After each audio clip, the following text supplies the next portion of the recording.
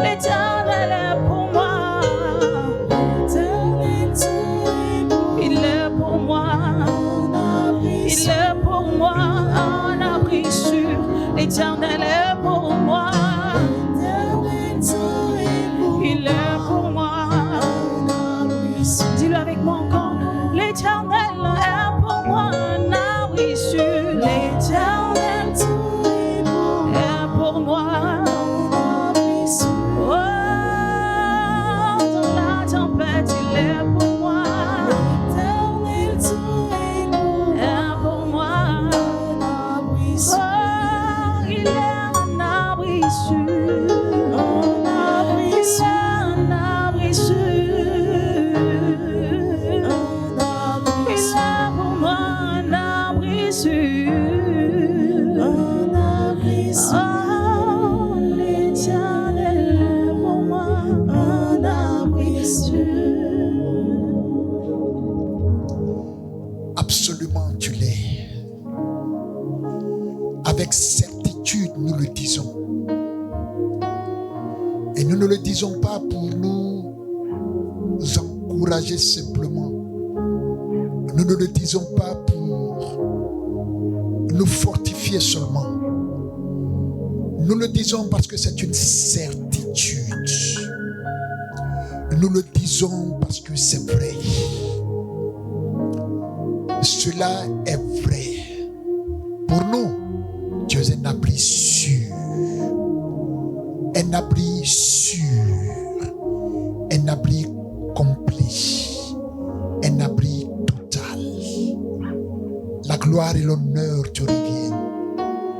Oh, rocher des âges, ancien des jours, Adoulam, béni sois-tu, toi notre enclos, toi qui es la justice du peuple, béni soit ton Saint-Nom, la gloire et l'honneur te reviennent. Depuis, Seigneur, les premiers instants de ce culte qui t'est donné, cet instant, et jusqu'à, Seigneur, à ce qu'on finisse, la gloire te soit rendue. Papa, fais comme tu veux. Le culte est à toi. Conduis comme tu veux. Le culte t'appartient.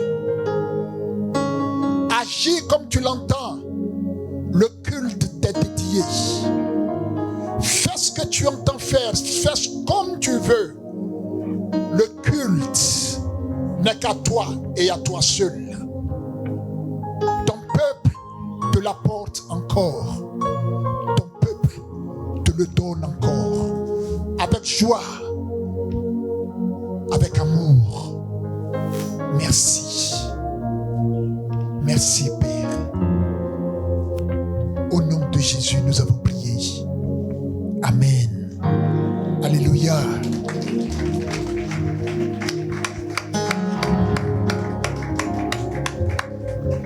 Dans cet élan, nous allons une fois de plus proclamer, déclarer des choses. Nous allons le faire si on peut se tenir debout.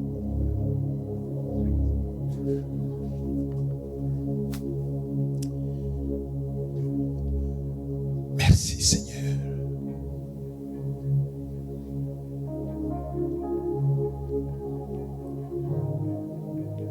Tu vas répéter après moi. Ainsi, ô Dieu,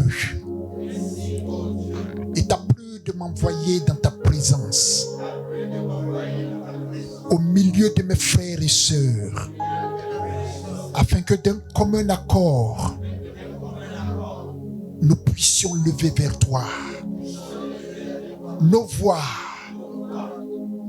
nos âmes, nos soupirs, sachant pertinemment que tu es le seul capable, le seul capable, le seul habilité à détenir toute la puissance visible comme invisible, dans les cieux, sur la terre et sous la terre.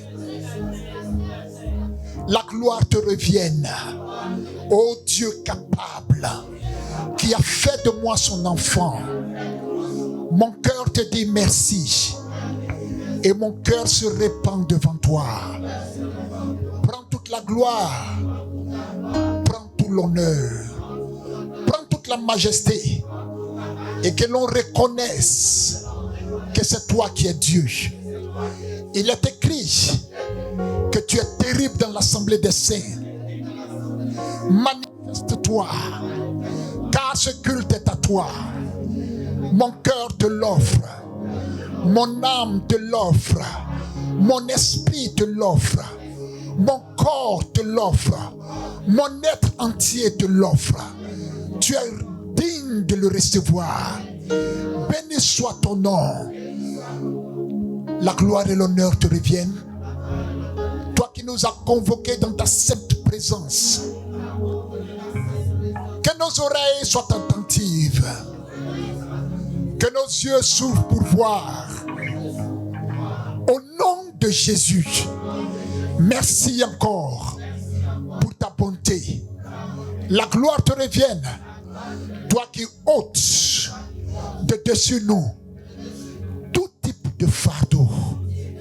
Merci pour les maladies qui disparaissent, les soucis qui partent et ta puissance qui est à l'œuvre. Merci Seigneur, au nom de Jésus. Amen. Alléluia. Alléluia. Alors nous voulons rendre grâce à Dieu pour la vie de chacun d'entre vous. Que le Dieu d'Israël continue de faire luire sa face sur vous. Nous bénissons le nom du Seigneur pour la vie de son serviteur, pasteur George Apia, qui depuis sa position au Canada suit avec nous ce culte, il fait le culte avec nous. Que le Seigneur bénisse son serviteur et qu'il continue, n'est-ce pas, de lui faire du bien. Amen. Il y a des saisons que l'on attend dans la vie. L'une des saisons que les agriculteurs attendent, c'est bien sûr la saison des pluies. Ça peut sembler ne pas nous concerner. On peut même se plaindre, il pleut trop. On est venu encore dans la saison des pluies. Mais c'est une saison favorable pour les agriculteurs. Et partant de là, c'est une saison favorable pour nous également. S'il n'y a pas d'agriculture, il n'y a pas de nourriture. S'il n'y a pas de nourriture, ce qui vient, c'est la famine.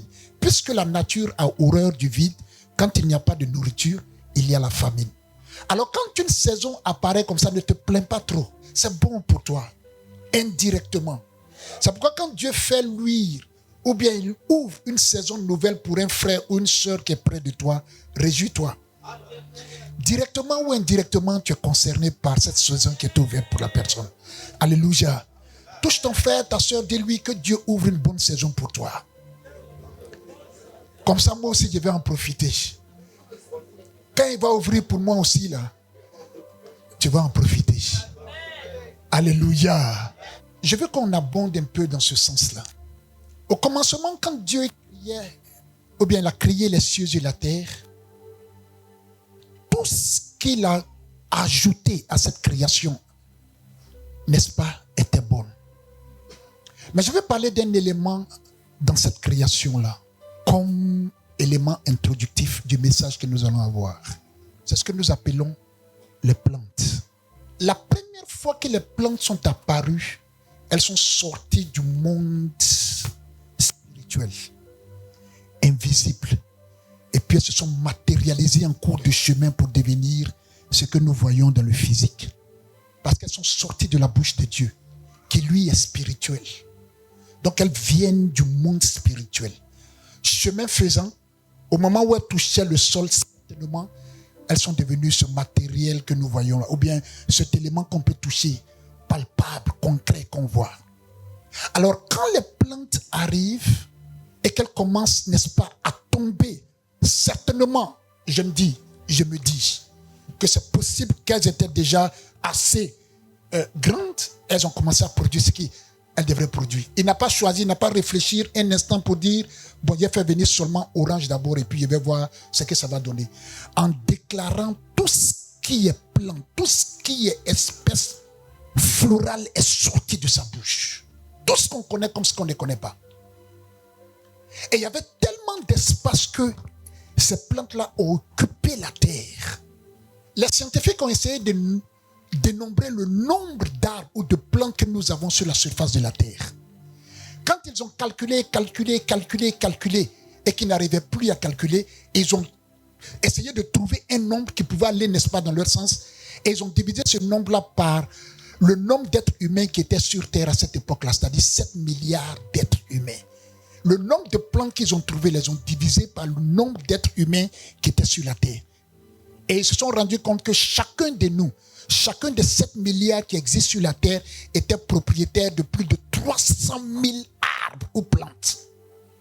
Non, les plantes sont tellement importantes dans la vie de l'être humain. C'est comme ça que Dieu a fait. Toutes les autres choses qu'il a créées sont d'importance incroyable pour la race humaine. Mais c'est comme s'il avait donné une certaine exceptionnalité à la plante. Pourquoi? C'est des plantes que nous tirons nos vêtements. On le sait tous. C'est des plantes que viennent la nourriture. C'est des plantes que viennent l'habitation. C'est des plantes que viennent la respiration pure. Les plantes sont tellement importantes qu'elles sont tout le temps avec nous. Tout le temps, sous différentes formes. Parce que les stylos que nous attrapons maintenant viennent des plantes. Les cahiers que nous tenons là viennent des plantes. Les Bibles que nous avons viennent des plantes. Ceux qui portent les lunettes, ça vient également des plantes. Le matelas sur lequel tu étais vient des plantes. Le lit que tu as, duquel tu t'es levé ce matin par la grâce de Dieu, vient également des plantes. Les plantes sont tellement importantes qu'elles vivent pratiquement toute la vie avec l'homme. Elles accompagnent l'homme depuis le départ jusqu'à la fin. Donc depuis le départ jusqu'à la fin, les plantes accompagnent l'homme. C'est ainsi que Dieu a désigné cela. C'est au pied d'une plante ou d'un arbre, puisqu'un arbre c'est une plante, c'est au pied d'une plante que l'homme a tout perdu. Quand Adam et Ève sont tombés, ça venait également d'une plante. Mais c'est également au pied d'une plante que l'homme a tout récupéré. Et quelle était cette plante-là? C'était la croix. Parce que la croix, ce n'était pas un fer. La croix n'était pas un fer. Ce n'était pas de l'aluminium. La croix, c'était un bois, c'était une plante. C'est au pied de la croix, donc d'une plante, que l'homme a tout récupéré en nouveau. Alors, mais pourquoi est-ce que nous sommes en train de parler de cela ce matin? On a juste là un arbre qu'on voit, même plusieurs arbres qu'on voit. Mais on va prendre l'un d'entre eux simplement. De façon générale, pas dans tous les cas, comme nous le savons, mais de façon générale, un arbre, comme je l'ai dit, depuis que Dieu a créé, il a institué le fait que chacune des plantes ait son type, son modèle de production ou de reproduction. Alors, Dieu travaille avec une plante d'une façon et travaille avec l'autre plante d'une autre façon.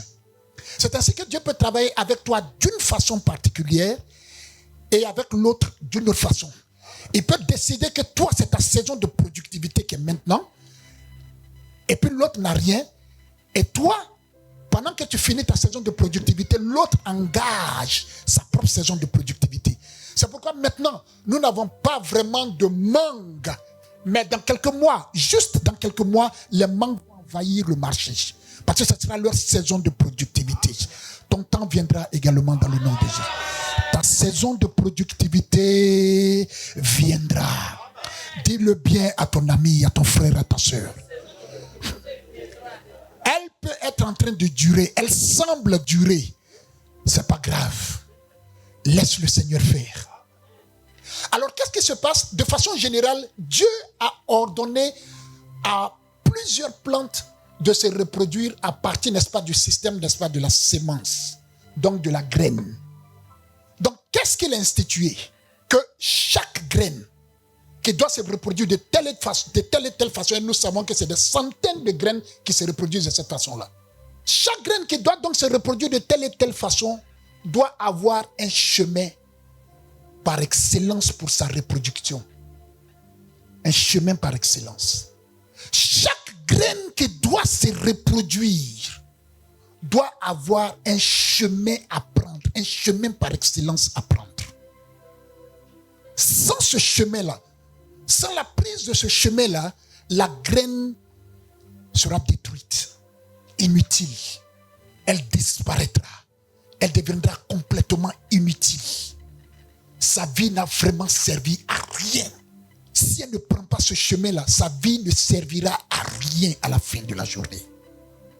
Quel est donc ce chemin si important pour la plante qui veut devenir un arbre? C'est le chemin du sol. Soit elle-même, elle trouve le chemin de ce sol-là, ou elle prie en griffe pour qu'un homme la mette dans le sol. C'est un chemin qui est d'importance incroyable pour toute sémence, toute graine qui doit devenir quelqu'un.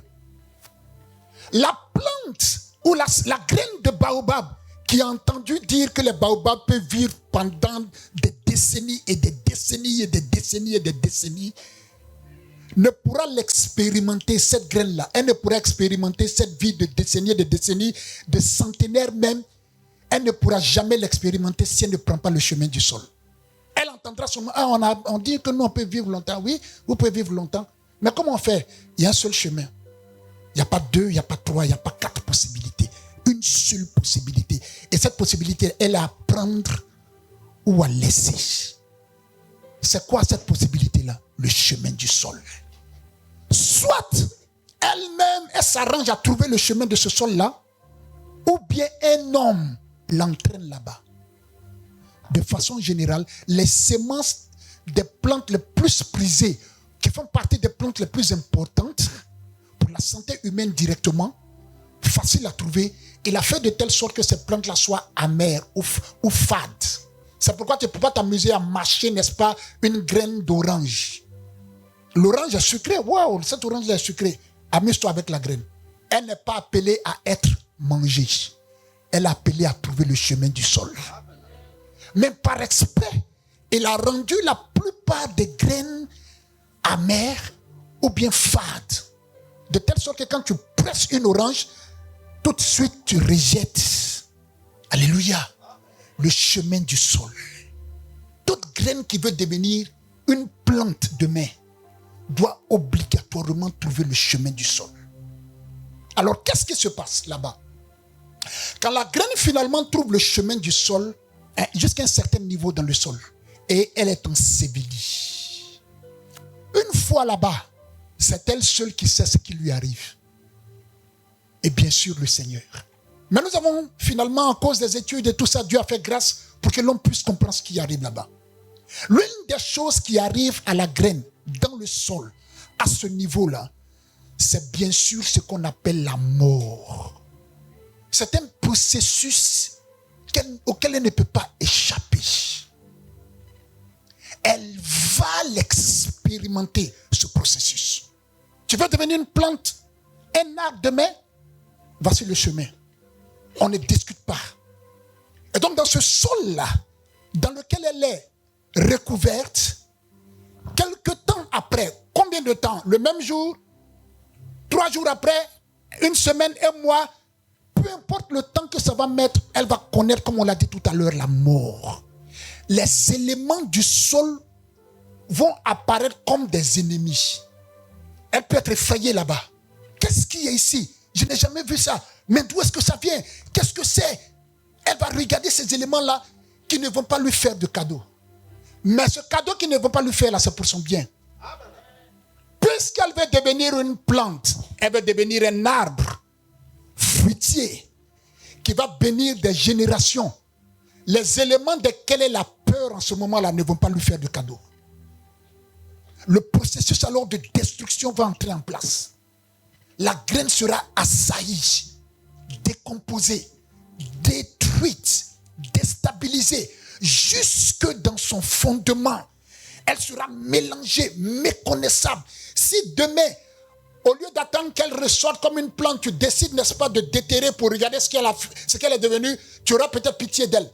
Elle était totalement détruite, anéantie, sabotée, sauvagement malmenée par des éléments du sol qui sont là pour qu'elle devienne une plante. Elle reste là pendant un moment. Ces éléments-là l'assaillent. Et quand tu le fous ainsi, la plante meurt. Elle ne vit plus. Elle ne vit plus. Vous savez, quand on dit que, oh, ça là, c'est une bonne terre. Dès que tu plantes quelque chose net, ça pousse. Quand on dit d'une terre qu'elle est bonne, pour une plante, pour une certaine culture, servant de Dieu, ça veut dire en fait que cette terre-là, elle tue. C'est nous qui l'appelons bonne, mais les plantes la voient comme tueuse. Toute bonne terre, tout ce qu'on appelle bonne terre, a en elle la capacité de détruire, de tuer la graine. Quand une terre n'est pas en mesure de tuer la graine comme il se doit, elle n'est pas bonne. Quand une terre n'est pas en mesure de détruire la plante, de la tuer, de l'éliminer correctement, elle n'est pas bonne. Ça, c'est la première chose avec la bonne terre. La deuxième chose avec la bonne terre, c'est qu'une bonne terre ne fait pas que tuer. Papa, quoi c'est? Une bonne terre ne fait pas que tuer. En même temps, elle a la capacité de ramener à la vie. Si elle n'a pas ces deux éléments-là, une terre n'est pas bonne pour un agriculteur. Mais la vie qu'elle va communiquer là, n'est pas une vie qui lui a été imposée par la graine. Elle va imposer à la nouvelle graine, ou bien à la graine qui était tuée, elle va lui imposer un type de vie avec lequel elle doit ressortir. Ressusciter le chemin du sol. Quand on prend ce chemin du sol là pour la graine, elle va mourir. Et quand elle meurt, c'est que la terre là a la capacité d'être appelée bonne. Parce qu'elle a tué la graine. Deuxièmement, dans les jours à venir, après la mort de la graine, on doit avoir un élément qui montre que cette terre-là a la capacité de ressusciter. Donc on va voir une plante ressortir. Et c'est en ce moment-là, c'est là et seulement là, Papa Kwasi, que la graine qui est morte et qui est ressuscitée et le sol deviennent amis. Tant que la graine ne meurt pas, elle ne sera jamais l'ami du sol. Il va mettre tout ce qu'il faut pour qu'elle meure. En ce moment-là, c'est comme des ennemis. Ils ne s'entendent pas. Mais quand elle meurt, le même sol met ce qu'il faut en jeu pour qu'ils deviennent de grands amis.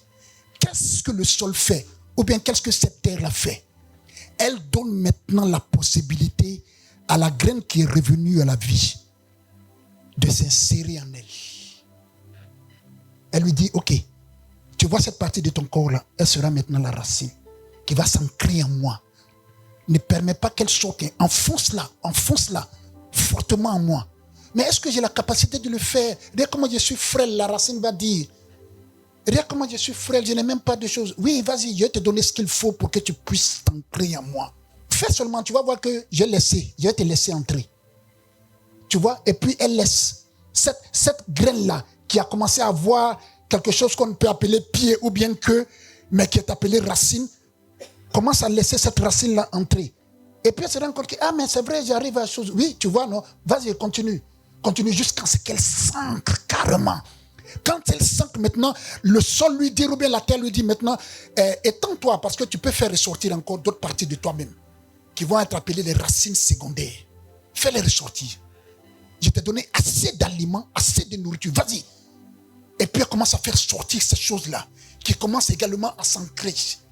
Tu vois, maintenant que tu vois ce que tu es en train de devenir, oui, je vois ce que je suis en train de devenir, tu vois, je te dis, hein, quand tu vas faire ça là, tu pourras produire beaucoup de choses et tu vas vivre longtemps. Tu vas avoir ce qu'on appelle la longévité. Fais seulement, tu vas voir. Et la graine a confiance à ce que le sol lui dit.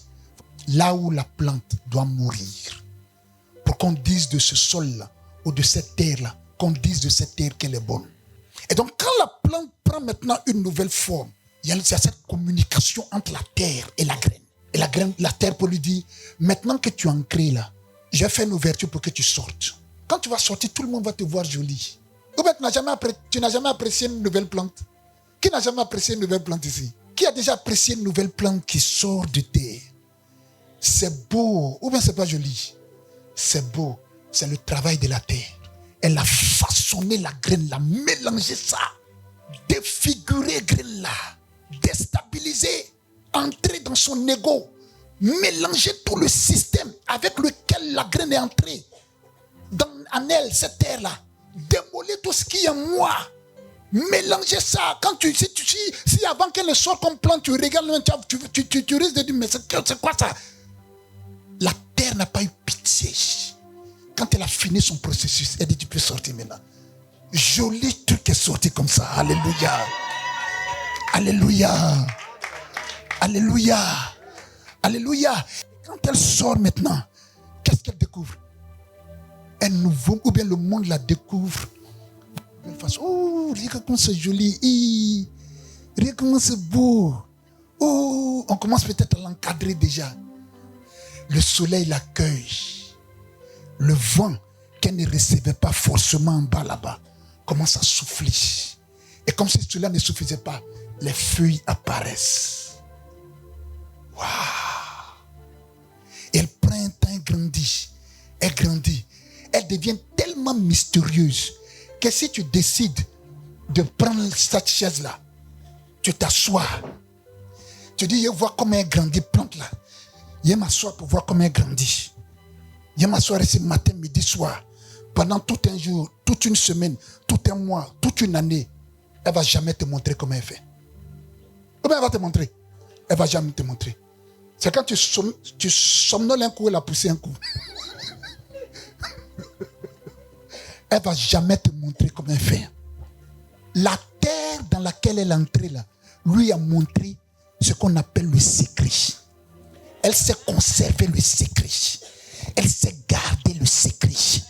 Elle sort comme ça, tu ne vas jamais la voir en train de pousser. Mais elle pousse.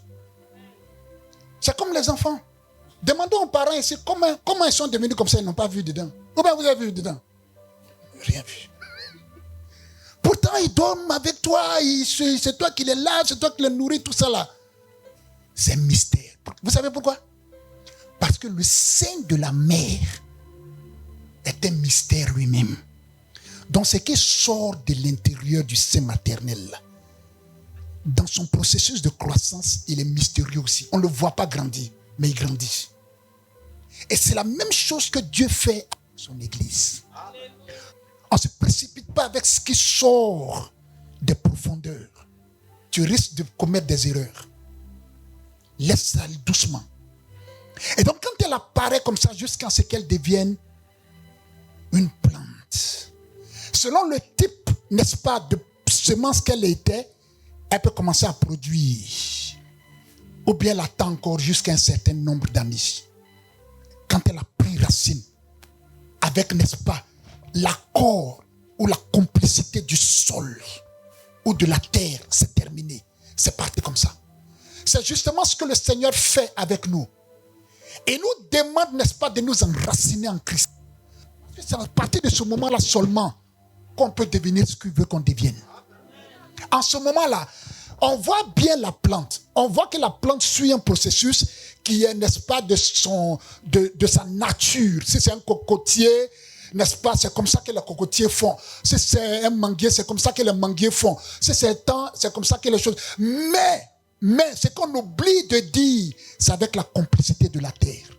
Et qui a fait d'elle ce qu'il est en train de devenir par l'instruction qui lui a été donnée par le Seigneur. Le chemin du sol.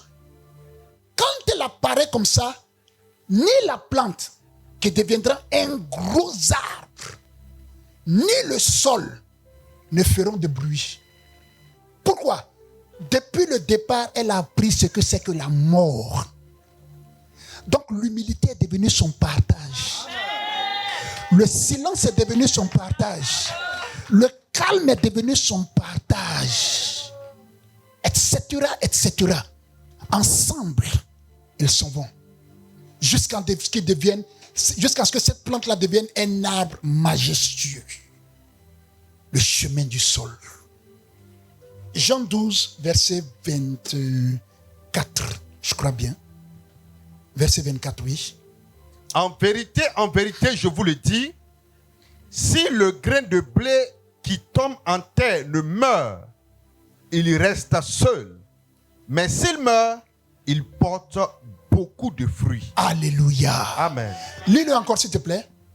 En vérité, je vous le dis. En vérité, je vous le dis. Si le grain de blé qui tombe en terre, le grain de blé qui tombe en terre ne meurt, il reste seul. Il reste seul. Mais Mais s'il meurt, il porte beaucoup de fruits. Vous qui êtes en train d'être là, non, je suis seul dans la vie, je suis seul, il n'y a personne avec moi, vraiment, je suis seul. Tu sais pourquoi? Tu n'es pas mort encore. Tu n'es pas encore mort. Vous avez vu que dans les funérailles, les gens même qui n'ont pas vu depuis combien d'années là, ils viennent. On dit, oui, il y a du monde dans ces funérailles, alors que quand il était là, il est mort, donc le monde vient. C'est comme ça.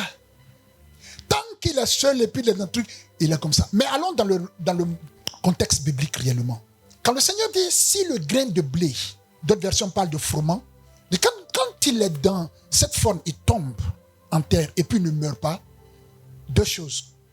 Le sol n'est pas bon. Pourquoi le sol n'est pas bon? Il n'est pas en mesure de tuer. Et il n'est pas en mesure de donner la vie. La deuxième chose, c'est que la graine là, ou bien ce grain de blé là, il a fini en résistance. Il y a des personnes à qui on prêche l'évangile jusqu'à on a fini toute la Bible. Il n'est pas encore devenu comme Jésus. Il y a des viandes comme ça qu'on met au feu, ça dure, ça finit la première couche d'eau. Ça finit charbon. Pied de bœuf est dur, hein. C'est que pied de bœuf, on verse encore charbon. On met l'eau, on touche avec fourchette. Fourchette là même rend témoignage, ça ressort. On verse encore l'eau. On met charbon. Dépose gaz, ça finit gaz. Il n'est bon qu'à être jeté dehors. Il ne peut pas contribuer à l'édification de la famille. Jeter ça dehors. Il y a des gens à qui on a fini la Bible. Mais leur moi là est toujours là. La même rancœur. Le même manque de pardon. La même jalousie. L'orgueil. Le mensonge. Et tout ce qui va avec. On a tout dit. Jusqu'à un moment même Paul dit, bon écoutez, ni les impudiques, ni les adultères, ni les jaloux, ni ceux qui commettent les meurtres, ni les sorciers, ni les tant, n'hériteront le royaume des cieux. Il dit, c'est pas grave. C'est que Dieu m'a arrangé pour que si vous partez au ciel là, nous qui allons rester pour la tribulation là, Dieu m'a arrangé pour résister là-bas. Pour que je sois dans le second enlèvement. Allez. Maintenant, si vous ne voulez pas de nous là, arrivez là-bas, fermez et puis jetez. Comme il le dit généralement. On dit tout, ils sont là quand même. Rien de toutes ces choses-là ne bouge. Ce grain-là va rester seul. Et quand tu es seul de la sorte, tu ne sers à rien dans la vie. Tu es inutile à la société. On ne peut pas parler. Lui, là, on ne peut pas parler. Lui, là, laissez-le dans son coin. On ne peut pas s'amuser à lui, on ne peut pas rire à lui, on ne peut pas causer avec lui, on ne peut rien faire à lui. Hein. Quand il vient à l'église, amen, final, amen, paf. Même salutation, elle s'en va en même temps. Graine seule. Elle ne veut pas connaître le chemin du sol. Elle ne fait rien ne l'intéresse. Viens, moi, je sers mon Dieu seul. Mais qui t'a dit qu'on sert Dieu seul? On ne peut pas prétendre servir Dieu sans servir les hommes, sans communion avec les hommes, sans fraterniser avec les hommes. Parce que comme je le disais la dernière fois, de toute façon, je te vois, c'est Dieu que je vois. Quand tu me vois, c'est Dieu que tu vois. Parce qu'il a dit, créons l'homme à notre image et à notre ressemblance. Je le disais la dernière fois, c'est que Dieu a beaucoup de visages. Hein. Si la graine ne meurt, elle reste seule. S'il meurt, ce grain-là, il porte beaucoup de fruits. Beaucoup de fruits. Dans le sol ou dans cette terre de laquelle nous sommes en train de parler, qui a la capacité de tuer et de ramener à la vie sous une autre forme. Donc la terre façonne, conditionne la nouvelle existence de la plante. Et c'est justement ce qui nous arrive quand nous sommes en Christ. Nous sommes venus avec tout ce que nous étions. Une fois en Christ, nous sommes morts en lui. Lui qui est la bonne terre. Quand il est ressuscité, nous sommes ressuscités avec lui. Dorénavant, Paul dit, si je vis, ce n'est plus moi qui vis, c'est Christ qui vit en moi. Ce qui signifie dans le contexte que nous sommes en train de considérer que notre vie désormais est conditionnée, modélée, façonnée, organisée, conduite, dirigée par celui qui nous a ramenés à la vie. Alléluia. Alléluia. Alors, ce qui était avant, ta manière de raisonner avant, de te comporter avant, de t'habiller avant, de chercher garçon ou femme avant, etc., etc., tout ça c'est mort désormais. Quand on te regarde, on doit dire, ah, il a changé. Hein? De toute façon, il mentait au quartier ici, lui-là. Mensonge infini est lui. Mais maintenant, là, tout ce qui sort de sa bouche, c'est parole de Dieu. Nous-mêmes, on était tellement étonnés qu'on voulait voir ces paroles de Dieu là, mais il ne mentait pas un peu dedans. Mais après avoir vérifié, on se rend compte qu'il n'y a pas prédicateur que lui. Il n'y a pas évangéliste que lui. Il n'y a pas gagneur d'âme que lui. Cela doit être dit de toi. Tu es une nouvelle plante qui est sortie de la terre.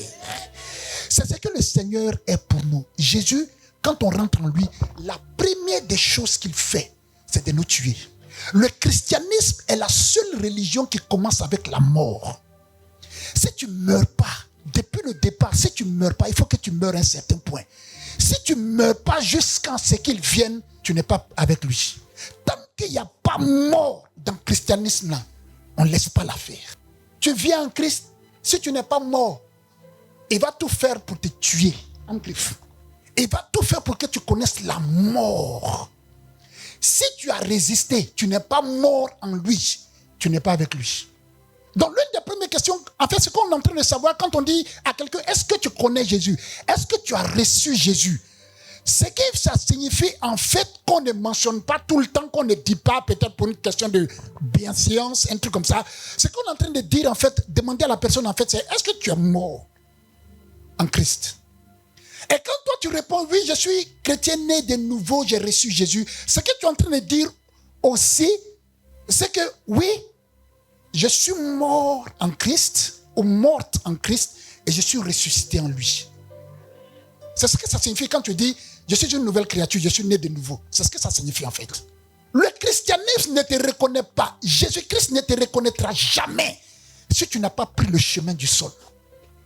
Toutes les plantes que nous voyons là maintenant, grandes, qui servent à nourriture, comme je l'ai dit au début, qui servent, n'est-ce pas, d'abri, non seulement aux hommes, mais aux animaux. Et ça nous donne, n'est-ce pas, l'oxygène, parce qu'il y a ce qu'on appelle la photosynthèse. La plante est celle, n'est-ce pas, qui absorbe le dioxyde de carbone et qui relâche l'oxygène que nous respirons.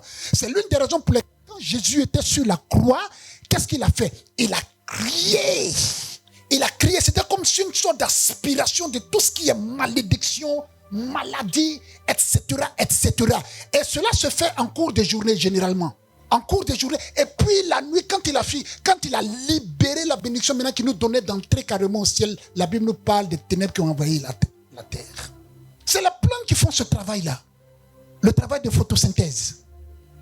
Absorbant le dioxyde de carbone et nous communiquant, n'est-ce pas, ce qu'on appelle l'oxygène. Sans ce processus-là, c'est compliqué. Si tu ne passes pas par le chemin du sol qui consiste à être tué par la terre qui est Christ, il te façonne et puis te fait ressortir comme nouvelle créature. C'est l'une des raisons pour lesquelles la Bible dit si quelqu'un est en Christ, en d'autres mots, si quelqu'un a pris le chemin du sol et qu'il était enseveli et que la terre l'a malmené, démoli, déformé, déstabilisé, détruit totalement, ses pensées, ses sentiments égoïstes, malsains et toutes ces choses-là qui vont avec le système du monde. Quand la terre a fini de frapper de cette façon-là, elle le fait sortir. Et la Bible dit, il est une nouvelle créature parce qu'il est sorti maintenant. Les anciennes choses sont passées. Voici, toutes choses sont devenues nouvelles. Parce qu'elle sort en nouveauté de vie. Cette graine-là, elle a maintenant un tronc. Alors que quand on la plantait, quand on la mettait dans le sol, il n'y avait pas de tronc. Elle a maintenant un tronc, même s'il est frêle. Mais il y a un tronc qui a pris. Les fleurs apparaissent, les feuilles apparaissent. La beauté, et puis ça grandit. Et puis un jour, les fruits commencent à apparaître. Les fruits, là, le propriétaire, là, dans sa cour, tant qu'on n'a pas coupé l'arbre qui est devenu, la plante qui est devenue arbre, là, tant qu'on ne l'a pas coupé, elle va continuer, cette plante-là, à donner des fruits. Il va partir Ces enfants vont en bénéficier. Ils vont quitter la cour. Les nouveaux propriétaires, les nouveaux locataires vont en bénéficier. Ils vont partir. Tant qu'on n'a pas coupé celle-là.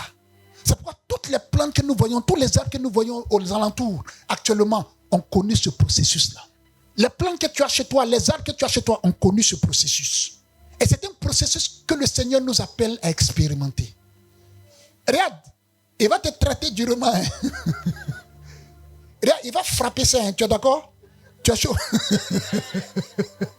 Alléluia. Alléluia. Là, quand tu sors comme ça, quand il te dit maintenant, apparaît. Oh, tout le monde est content de te voir. Tout le monde est fier de te voir. On voit la nouveauté de vie en Christ. Et toi, maintenant, ton rôle, c'est de nourrir les générations des générations. C'est de nourrir des générations et des générations.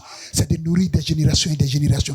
Et il y a des arbres qui connaissent ce qu'on appelle la longévité. C'est comme les petits garçons qui sont là-bas. Va falloir les circoncire rapidement.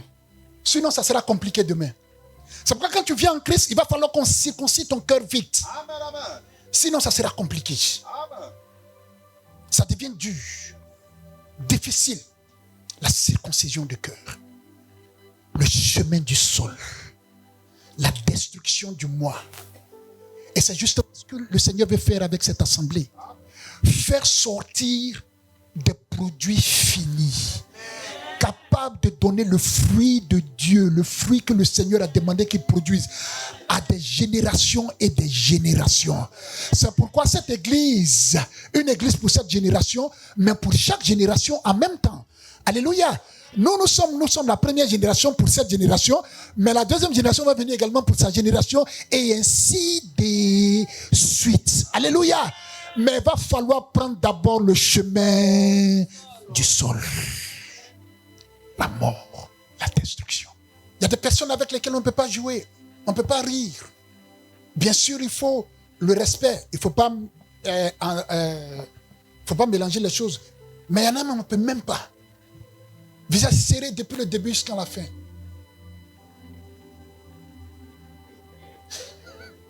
Tu vois des jeunes prophètes comme ça. Jeunes, des enfants d'une vingtaine d'années qui peuvent appeler peut-être papa Kwasi. Oui, mon fils Kwasi. Mais c'est quoi ça? Ils ne sont pas passés par le chemin du sol. Et c'est l'invitation que le Seigneur nous lance. Pour que cette église puisse voir. Pour que cette église soit comme il veut. Et ce qu'il veut, c'est le chemin du sol. Arrêtez de penser à soi-même, à ses ambitions, à ses projets personnels, sans, n'est-ce pas, penser à ceux de Dieu. Chose dangereuse. Comme je l'ai dit au début, l'homme et la plante cheminent ensemble jusqu'à la fin. Parce que tout ce qu'on voit actuellement sur vous, sur nous tous ces plantes, parce que ça vient du bois. Des plantes on mange, on s'habille, on se couvre, on se soigne, exactement. On respire, mais également à la fin, c'est une plante qui s'ouvre pour recevoir la dépouille mortelle, le cercueil. Même ceux pour lesquels on n'utilise pas de cercueil, on les met dans des nattes, c'est des plantes toujours. La plante va avec nous.